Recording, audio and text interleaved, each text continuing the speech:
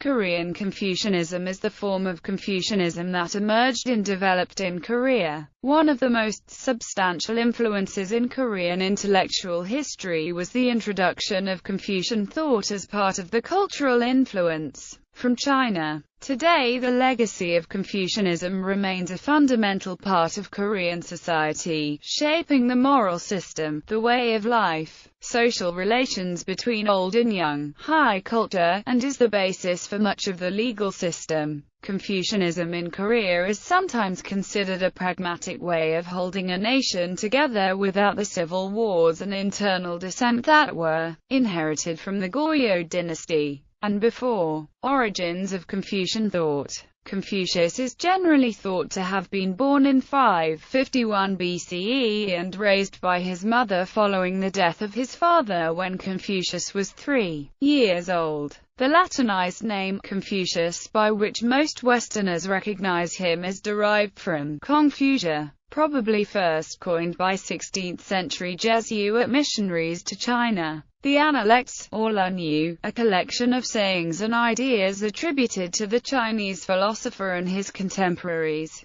is believed to have been written by Confucius' followers during the Warring States period, achieving its final form during the Han Dynasty. Confucius was born into the class of Shi, between the aristocracy and the common people. His public life included marriage at the age of 19 that produced a son and a variety of occupations as a farm worker, clerk and bookkeeper. In his private life he studied and reflected on righteousness, proper conduct and the nature of government such that by the age of 50 he had established a reputation. This regard, however, was insufficient for his success in advocating for a strong central government and the use of diplomacy over warfare as the ideal for international relationships. He is said to have spent his last years teaching an ardent group of followers of the values to be appreciated in a collection of ancient writings, loosely identified as the Five Classics. Confucius is thought to have died in 479 BCE. Under the succeeding Han Dynasty and Tang Dynasty, Confucian ideas gained even more widespread prominence. During the Song Dynasty, the scholar Zhu Xi added ideas from Taoism and Buddhism into Confucianism. In his life, Zhu Xi was largely ignored, but not long after his death his ideas became the new orthodox view of what Confucian texts actually meant. Modern historians view Zhu Xi as having created something rather different, and call his way of thinking Neo-Confucianism. Neo-Confucianism held sway in China, Japan, Korea and Vietnam until the 19th century. Early developments towards Confucianism in Korea. Before Goryeo, the nature of early Korean political and cultural organization centered on the clan and the tribe rather than cities and states. A Chinese record of the Joseon kingdom labeled the inhabitants of the peninsula as Donghai, or Eastern Barbarians, or Eastern Bowmen. Though the Shang dynasty is recognized chiefly for its metallurgical accomplishments, its organizational accomplishments included the invocation of authority through one's ancestors. When the Shang dynasty was overtaken by the Western Zhou, the Zhou modified the Shang belief in ancestors' belief to invoke the mandate of heaven, as a way of identifying the divine right to rule. The mandate of heaven was based on rules of good governance, and the emperor was granted the right to rule by heaven as long as those rules of good governance were obeyed. The scattered rule of many semi-autonomous holdings were increasingly brought under the rule of a central government as a zongfa or kinship network. Though as time went on the territory ruled was far too large for all vassals to be actual blood relatives. Vassals to the king enjoyed hereditary titles and were expected to provide labor and fighting forces as circumstances merited. In these many ways, the Joseon kingdom would have been validated by their big brother to the south, and while the Joseon king would still rule, the mandate of heaven lay obligations on him to rule justly and fairly and for the benefit of his people, and not just his favorites or relatives. As the Western Zhou declined, China entered into a period known as the Spring and Autumn period, and the kinship network also declined.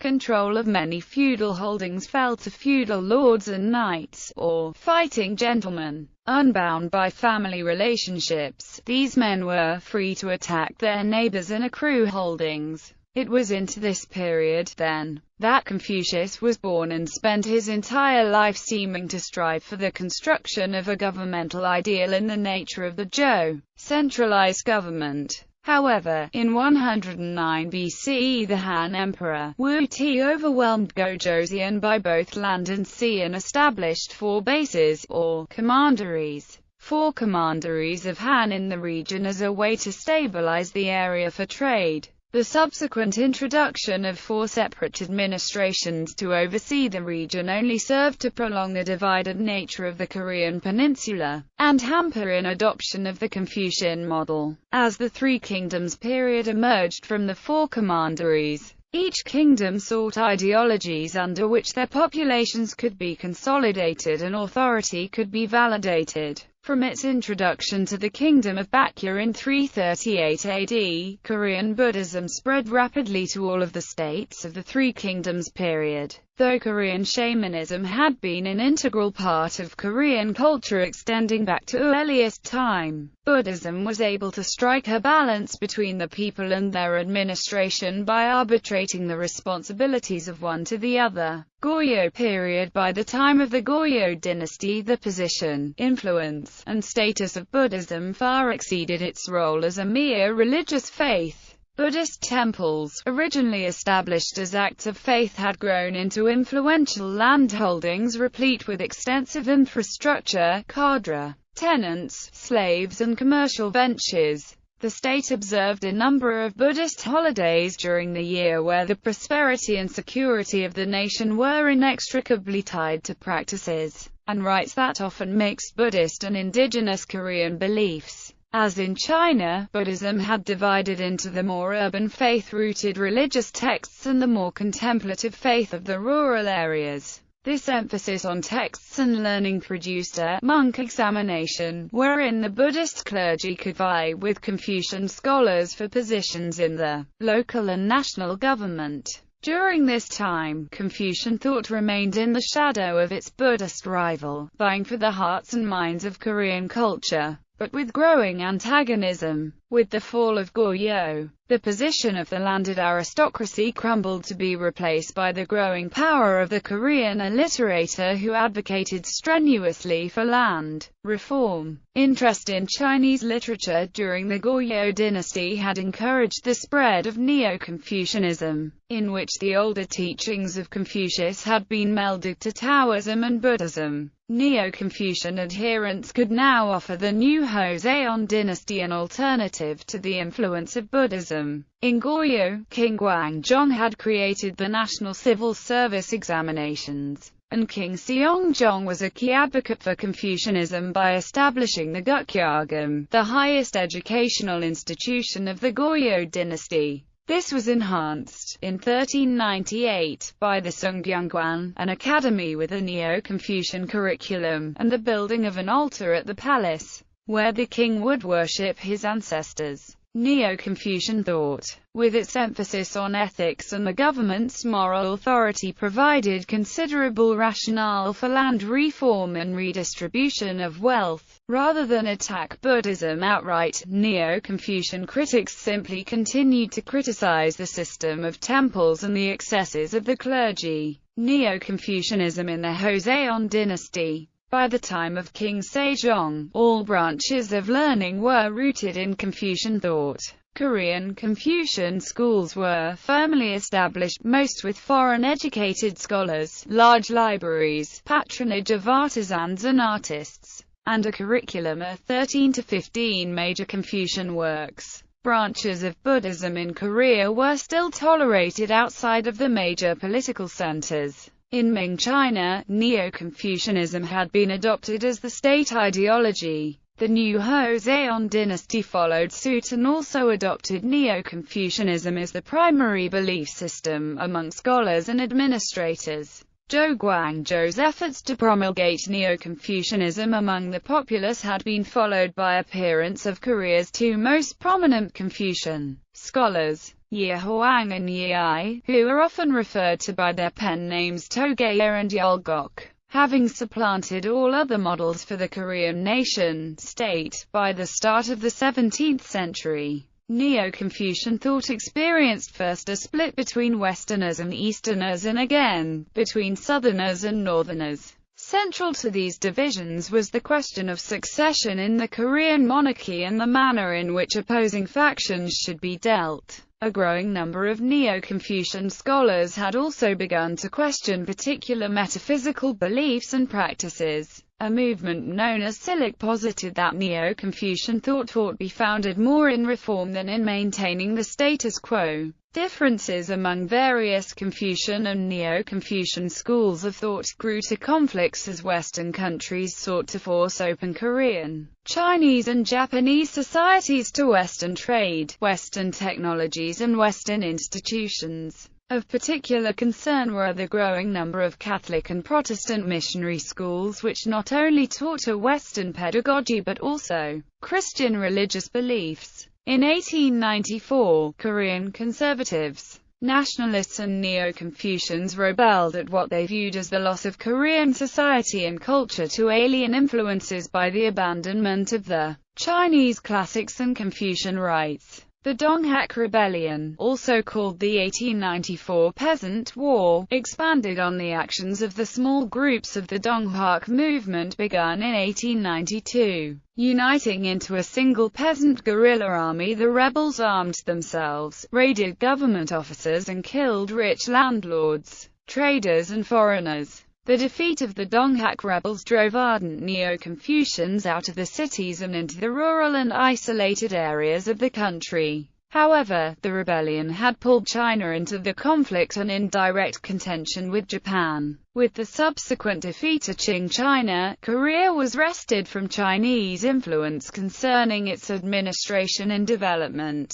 In 1904, the Japanese defeated Russia, ending Russian influence in Korea as well. As a result, Japan annexed Korea as a protectorate in 1910, ending the Joseon kingdom and producing a 30-year occupation which sought to substitute Japanese culture for that of Korea. During this period, a Japanese administration imposed Japanese language, Japanese education, Japanese practices and even Japanese surnames on the Korean population, predominantly in the large cities and surround suburban areas. However, in the isolated areas of Korea, and well into Manchuria, Korean nationals continued to wage a guerrilla war against the Japanese and found sympathy for Neo-Confucian goals of reform and economic parity. Among the growing communist movement, with the end of the Japanese occupation, Confucian and Neo-Confucian thought continued to experience neglect if not willful repression during the Korean War as well as the repressive dictatorships which followed. Contemporary society and Confucianism. With the fall of the Joseon dynasty in 1910, Neo-Confucianism lost a lot of its influence. In contemporary South Korea, very few people identify themselves as being Confucian when asked for their religious affiliation.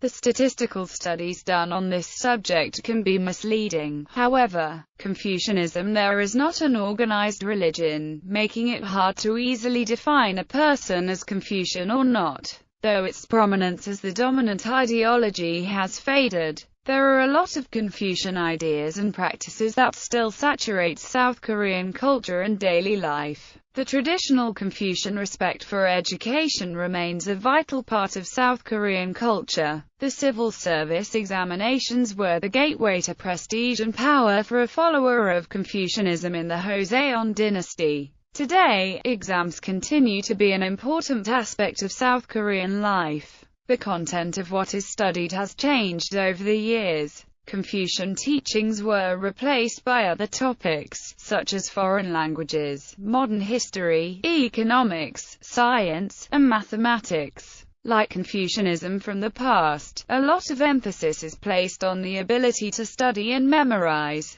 Since exams are so important for gaining admission to better schools and jobs, a typical student's entire life is oriented toward preparing to pass the necessary exams. Perhaps some of the strongest evidences of continuing Confucian influence can be found in South Korean family life. It is seen not just in South Korea's emphasis on family and group-oriented ways of living, but also in the Confucian rituals that are still commonly performed today, the ancestor memorial services. It is a way of showing respect for deceased parents, grandparents, and ancestors, and is a way of showing Confucian filial piety. In some cases, the memorial services have been changed to fit with religious views. This is an example of how Confucianism has melded with religion in South Korea, rather than competing against it. In 1980, the Guideline for Family Rituals was made law. It declared that ancestral ceremonies can only be held for one's parents and grandparents, simplified the funeral ceremonies,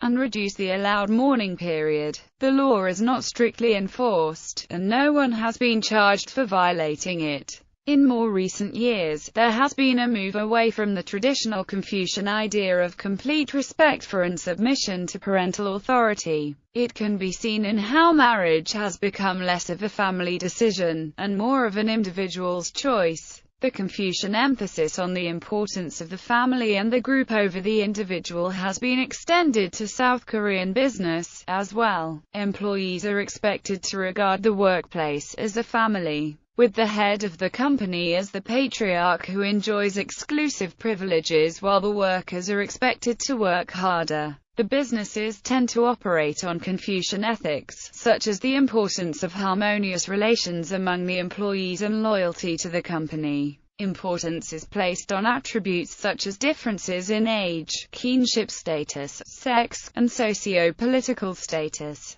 Confucian ethical rhetoric is still used in contemporary South Korea. Other religions will incorporate it into discussions on proper human behavior. It can be found in the government and in the business world, being used to encourage people to put the needs of the group above their own individual needs. Neo-Confucian philosophy going back to the 15th century had relegated Korean women to little more than extensions of male dominance and producers of requisite progeny. This traditional view of the social role of women is fading away. There is an increasing amount of women students holding good positions in universities and the workforce, as well as in politics. The current president of South Korea, Park Geun-hye, is female. The arts still maintain major traditions. Korean pottery, the Korean tea ceremony, Korean gardens, and Korean flower arrangement follow Confucian principles and a Confucian aesthetic. Scholarly calligraphy and poetry also continue, in much fewer numbers, this heritage. In films, school stories of manners and comic situations within educational frames fit well into the satires on Confucianism from earlier writings. Loyalty to school and devotion to teachers is still an important genre in popular comedies. With Neo-Confucianism taken out of the school curricula and removed from its prominence in the daily life of Koreans,